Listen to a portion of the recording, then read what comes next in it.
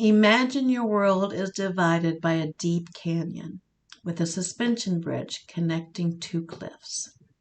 On one cliff, the territory of the inner child, emotion, imagination, and vulnerability. On the opposite cliff, the territory of the ego, hypervigilance, survival, safety strategies.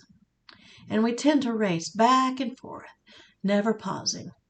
One moment we can be completely overwhelmed, and the next we could be sprinting across the ego fortress of control and people pleasing.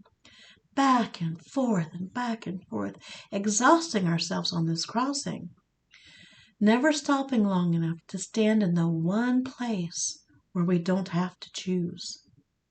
The heart chakra is that sacred suspension bridge that connects both sides.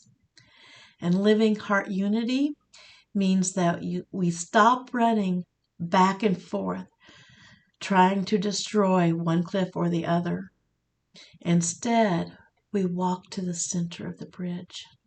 In that center, that neutral ground, is the place where we can feel the softness of the inner child and the protective awareness of the ego at the exact same time. And today we're going to learn to start living on that bridge. Hello, beautiful souls. My name is Angelina, and I am your spiritual navigator for healing your inner child, honoring your ego, listening to your body so that you can come home to yourself.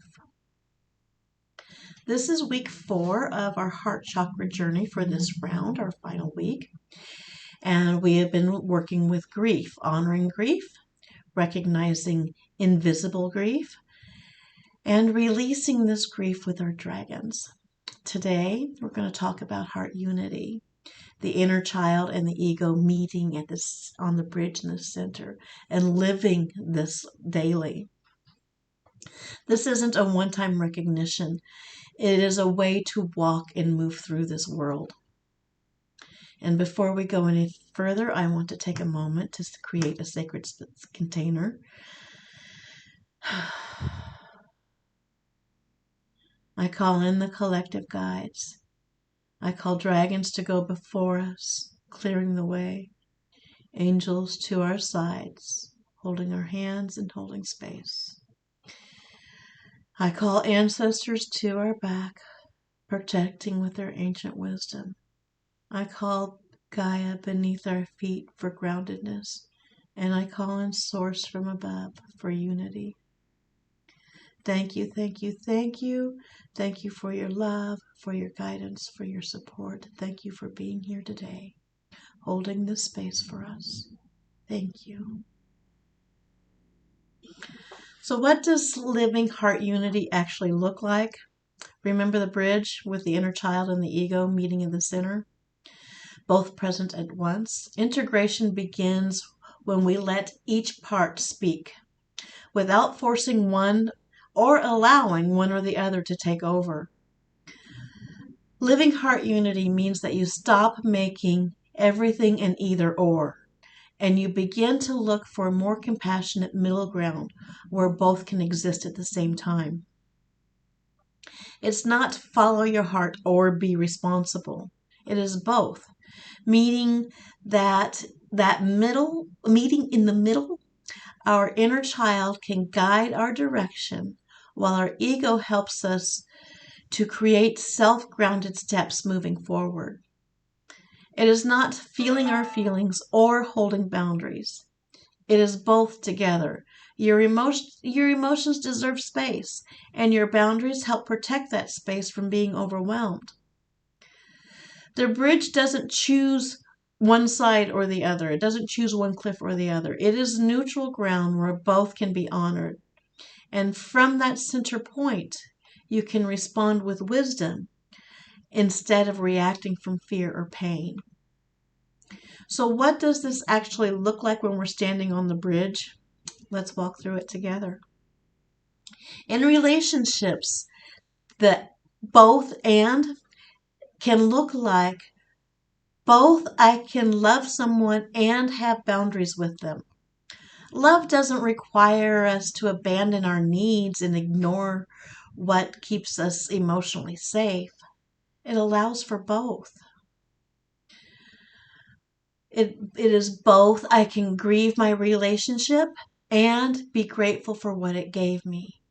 Our sadness can honor has ended, while our gratitude recognizes the growth, the lessons, and the moments that really mattered.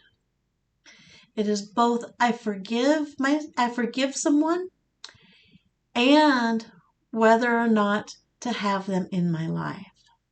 Forgiveness can release the weight from our heart without necessarily opening a door that no longer is healthy for us.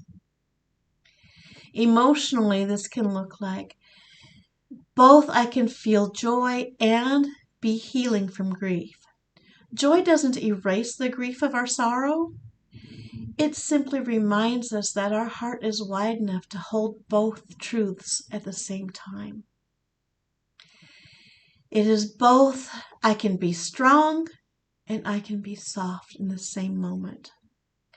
Strength can give our softness protection, and softness can give our strength connected compassion. It is both. I protect myself and I stay open to connections. Protections help us to choose safe connections, while openness allows love, trust, and support to still reach us. In our daily choices, both and can look like both. I can be practical and follow what lights me up. Our grounded choice can support our joy instead of limiting it. It is both. I can plan ahead and stay in the present playful moment. Planning can create enough safety for playfulness to emerge naturally. It is both. I can say no to protect my energy and say yes to what calls to my inner child. Each choice becomes an act of alignment when it honors both our ego and our inner child. And this brings us to our daily hardened practice for this week. It is a simple practice that anchors in unity throughout your day. So place your hand on your heart and you ask, what does my inner child need right now? And you listen for that answer. What does my ego need right now? And you listen for that answer. And then, how can I stand on the bridge and honor both in this moment? That's where your unity happens. Notice that you don't have to pick one side or the other. The bridge has room for both. And you use this whenever you're feeling torn or conflicted or stuck in an either or thinking. Grief and joy can coexist at the same time. Last week, your heart learned that it can carry both sorrow and gratitude side by side. And this is proof of heart unity happening in you. Notice moments this week when you feel two opposite things. That's you standing on the bridge. If you're feeling both, that's you standing on the bridge. And it is your job to unify those two sides, and how can you honor both? And if you have felt that, grief and gratitude together, sadness and love at the same time, in the same breath, you are already on that bridge, already living this unity. Now let's make it our daily practice. Integration exercise for this week. Choose one area of your life that you've been stuck in either and thinking. And this week, practice the daily heart check-in around the specific area. And then journal, where did I find both and instead of either or today? Your affirmation to take in your pocket this week: I hold room for all of me. I do not have to choose. I live in unity, not division. Again, my heart holds room for all of me. I do not choose. I do not have to choose.